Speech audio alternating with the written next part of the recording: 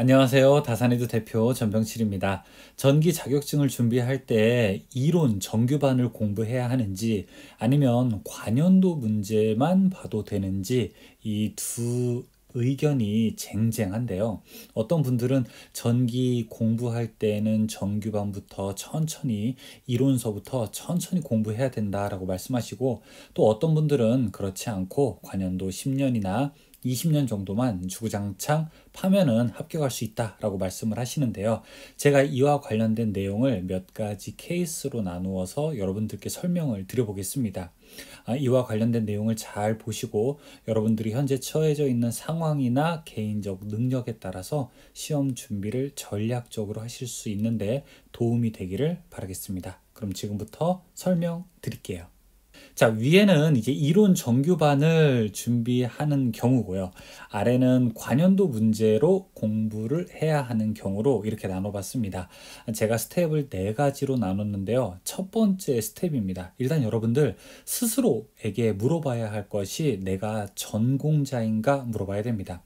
여기서 전공자라고 하는 것은 학문적으로 전기공학을 배운 적이 있는가라고 하는 그런 물음이에요.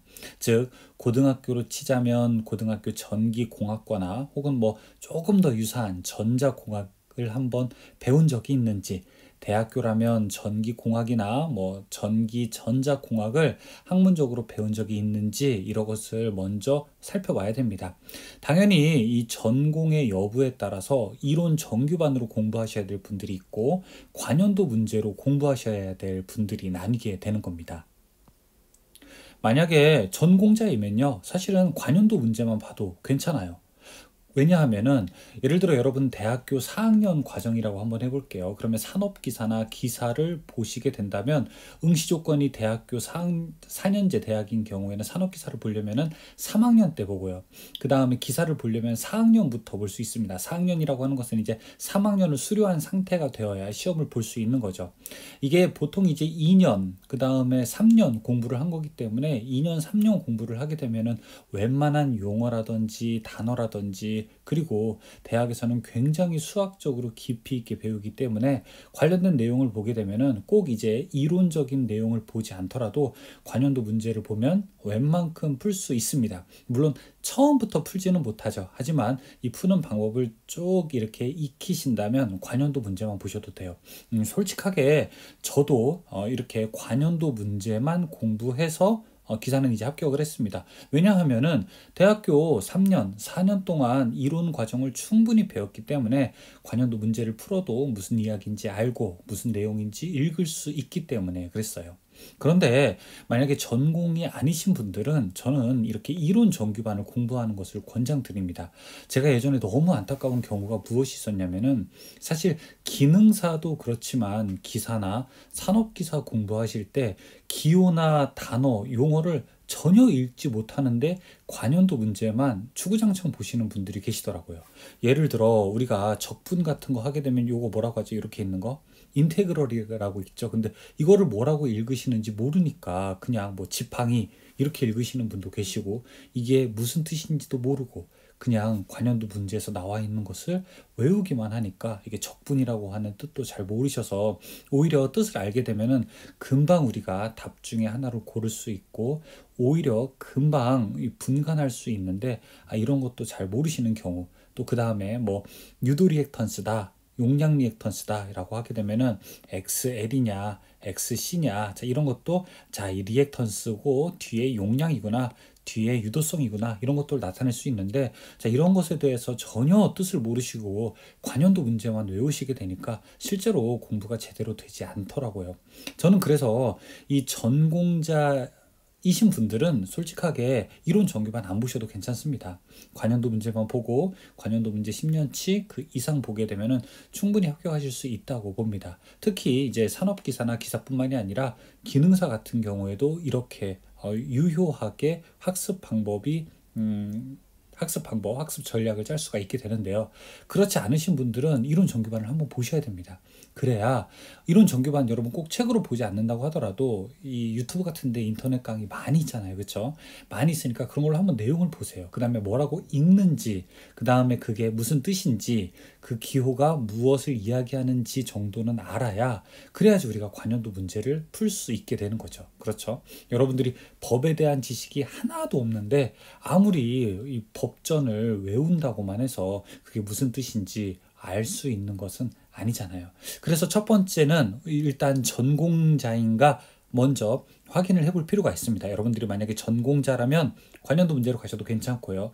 그렇지 않다면 이론 정규반부터 시작하시는 게 오히려 시간을 더 단축시킬 수 있는 방법입니다. 두 번째는 기초공학을 이해했는가 또는 공부한 경험이 있는가입니다.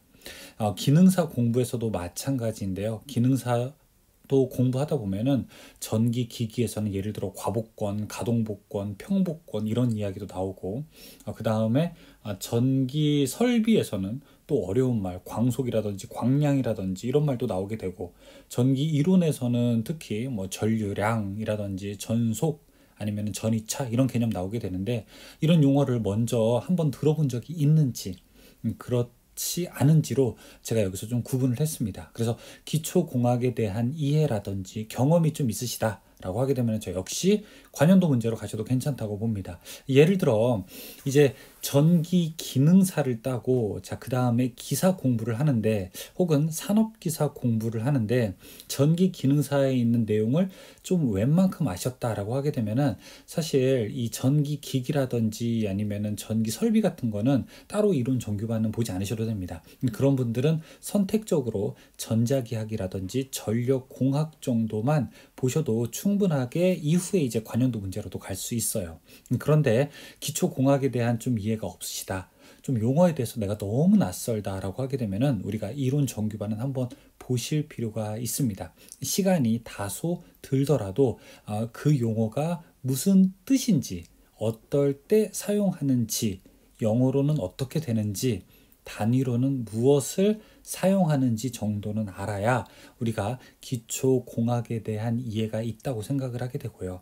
그래야 이해를 기반으로 해서 관련도 문제로 넘어갔을 때 충분히 여러분들이 관련도 문제를 풀고 이해하고 또 최근에 이제 전기 산업기사부터 시작을 하지만 CBT 문제로 다 바뀌었잖아요. CBT 문제가 바뀌게 되면은 컴퓨터로 문제가 출제되기 때문에 숫자를 굉장히 꼬아서 내고 개념 중심적인 문제들이 많이 출제가 되니까 그때 여기에서 가지고 있는 기본 학문에 대한 지식이 바로 관련도 문제가 조금 변형됐을 때 얼마나 유연하게 대처할 수 있는지 그 능력을 만들어 주게 되니까 여러분들이 반드시 기초공학을 이해했는지 또 살펴볼 필요가 있습니다. 기초공학에 대해서 이해했다면 관련도 문제로 가셔도 좋고요. 그렇지 않다면 여러분 이론 정규반부터 공부하시기 바라겠습니다. 다음은 연계학습을 대비하는가 이렇게 이름을 줬습니다. 연계학습이라고 하는 것은 예를 들어 내가 앞으로 이 공부의 장기적인 계획이 어떻게 되는가 좀 이런 문제로 제가 접근을 하고 싶어요. 솔직하게 여러분들이 만약에 전기 기능사를 한번 준비한다고 해보죠. 전기 기능사를 준비하시게 되면 일단 필기를 보고 그 다음에 실기시험을 봅니다. 필기시험은 이렇게 사지선다형이고 실기시험은 작업형입니다. 그래서 사실 필기와 실기는 좀 연관성이 별로 없어요. 필기시험에서 합격하신 분이 실기로 갈 때는 전혀 다른 작업을 하기 때문에 나는 어쨌든 내 인생의 목표는 전기기능사 전기기능사를 따는 거야. 전기기능사를 따는데 뭐 어쨌든 목표가 그거예요. 어떤 이유 때문에 전기 기능사만 따면 돼요. 그래서 나는 필기만 딱 붙으면 돼요. 더 이상 공부 안 해도 괜찮아요. 라고 하시는 분들은 그냥 관련도 문제만 보셔도 괜찮아요. 그래서 어쨌든 필기 총 몇 개죠? 60개 중에서 36개 맞추면 합격인데 60개 중에서 36개 맞추고 합격한 다음에 실기 갈 때는 필기가 연계가 안 되기 때문에 여러분 실기 준비할 때는 또 다시 작업형을 준비하시면 됩니다. 그래서 전기기능사 취득하시면은 아무런 문제가 없어요. 그런데 전기기능사는 그렇게 되더라도 이 기사라든지 산업기사 같은 경우에는 필기 시험을 보고 실기도 어떻게 되냐면은 필답형입니다. 이 필답형이라고 하는 것은 꼭 반드시 필기에 대한 기본적인 개념이 있어야 되거든요. 특히 전력공학이라든지 아니면 회로이론에 대한 개념이 있어야 되기 때문에 기사에서는 이제 내가 연계학습에 대한 대비가 사실은 필기 과정에서 조금 돼 있어야 됩니다. 설비라든지 아니면은 기기는 조금 없어도 되는데 여러분들이 이 회로이론이라든지 아니면은 전력공학 같은 경우에는 반드시 이 연계학습에 대한 대비가 필기 공부를 할 때 돼 있어야 됩니다. 왜냐하면 필기시험 끝나고 보통 40일에서 40일 정도 전후에 실기시험을 바로 치르기 때문에 시간이 그렇게 넉넉지가 않습니다. 그래서 이제 이런 준비하시는 분들 또 혹은 내가 특히 이제 전공하는 분들 중에서도 내가 특별하게 좀 약한 과목이 있다.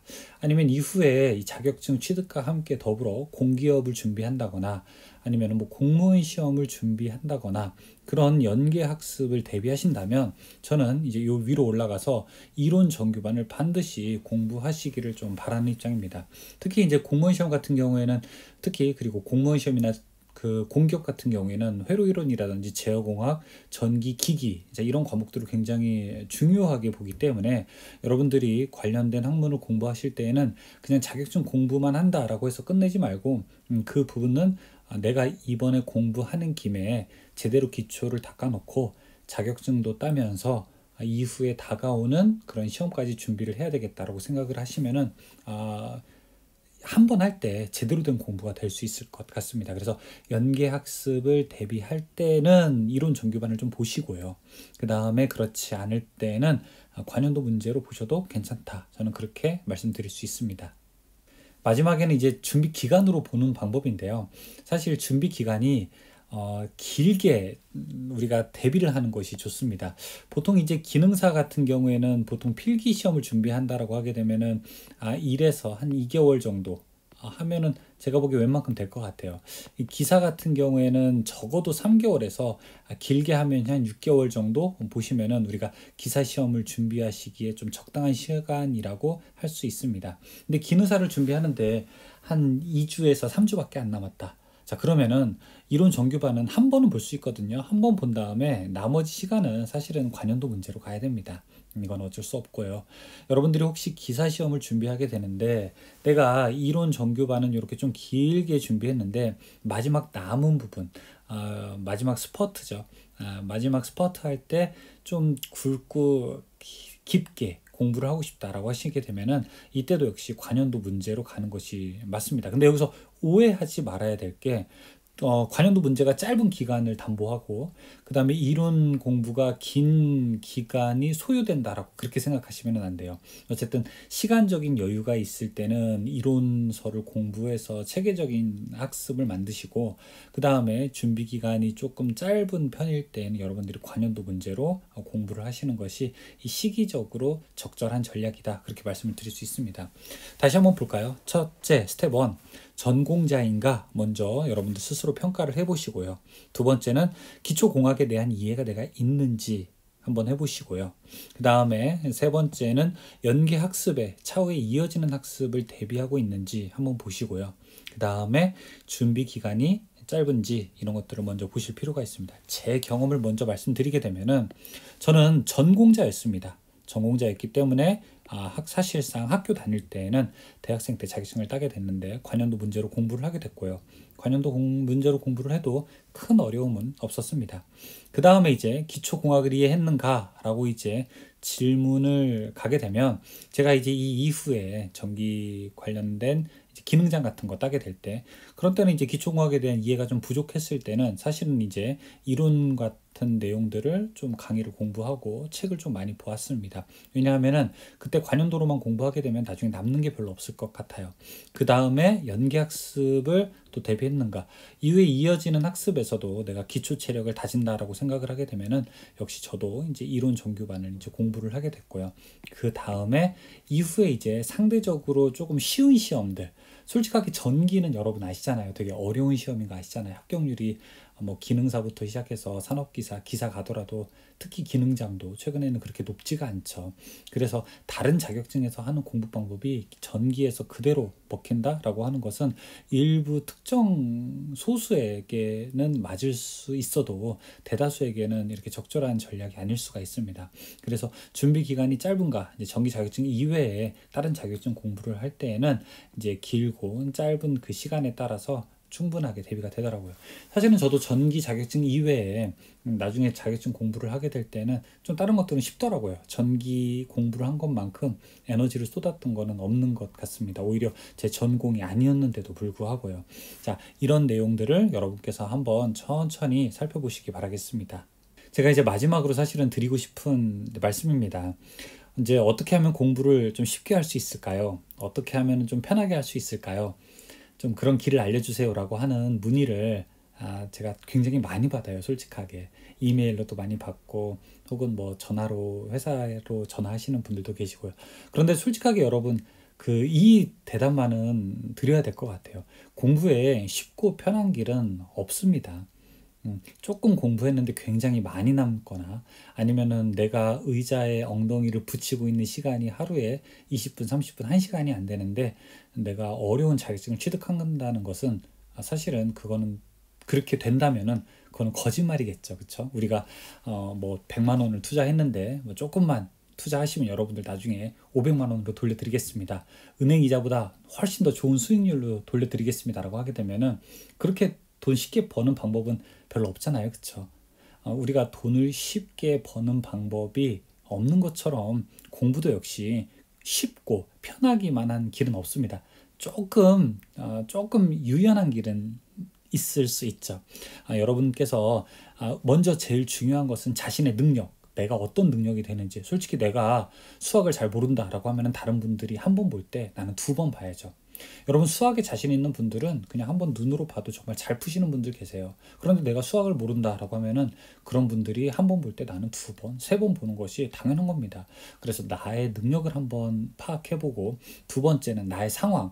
내가 예를 들어 낮에는 공부하고 이제 낮에는 이제 일을 하고 밤에는 공부해야 되는 상황이라면 내가 하루에 저녁에 몇 시간 정도를 투자할 수 있지? 혹은 내가 주말에 온전하게 학업에 투자할 수 있는 시간이 몇 시간 정도지?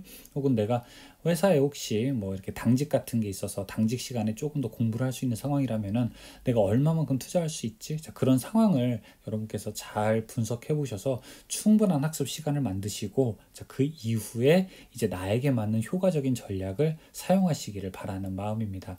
그리고 절대 유경험자의 조언이 절대적인 것만은 아니라고 하는 걸 꼭 기억해 주셨으면 좋겠어요. 관연도만 한 번 봐서 합격했어요 라고 이야기하는 사람은 조금 다른 경우가 있을 수도 있어요. 이 능력과 상황이 다를 수도 있습니다. 여러분 저도 그리고 저희 회사에서 같이 강의하시는 최종인 원장님이나 이재원 원장님도 관연도만 보고 공부해서 다 합격했어요. 그런데 그거는 일부 아주 특정한 케이스의 경우인 거죠. 우리가 예전에 왜 저기 좋은 대학교 수학 간 사람들 아니면은 수능 시험 보고 만점 맞은 사람이 그런 얘기 하잖아요. 교과서만 봤다고. 그렇죠? 그건 아주 특정한 사람들의 이야기에 불과하고요. 그것이 절대로 일반화되는 데는 한계가 있다는 것들 여러분들이 좀 알아두셨으면 좋겠습니다. 그래서 이 앞에서 체크한 방법대로 현재 여러분들의 상황을 이렇게 분석하셔서 꼭 여러분들에게 효과적인 전략과 그 다음에 전술을 사용하시기를 바라겠습니다. 항상 힘내시고요. 그런데 어쨌든 여러분 누구나 다 무조건 어떤 방법이든 열심히 하시면 다 할 수 있습니다. 여기까지 설명드릴게요. 감사합니다.